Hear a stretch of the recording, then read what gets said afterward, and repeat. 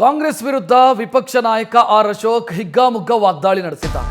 ಕಾಂಗ್ರೆಸ್ನವರು ದರಿದ್ರ ಕಾಲ್ಗುಣದವರು ಅಂತ ಆರ್ ಅಶೋಕ್ ಮಾತನಾಡಿದ್ದಾರೆ. ಈ ಕಾಂಗ್ರೆಸ್ನವರಿಂದಾಗಿ ರಾಜ್ಯದಲ್ಲಿ ಮಳೆ ಇಲ್ಲ, ಬರಗಾಲ ಬಂದಿದೆ ಅಂತ ವಾಗ್ದಾಳಿ ನಡೆಸಿದ್ದಾರೆ. ಕಳೆದ 10 ತಿಂಗಳಲ್ಲಿ ರಾಜ್ಯದಲ್ಲಿ ಎಲ್ಲಾದರೂ ಅಭಿವೃದ್ಧಿ ಆಗಿದೆಯಾ?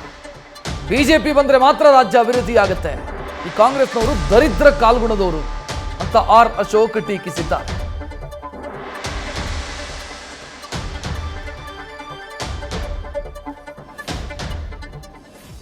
ಸರ್ಕಾರ ಬಂದಾಗ ಬರಗಾಲ.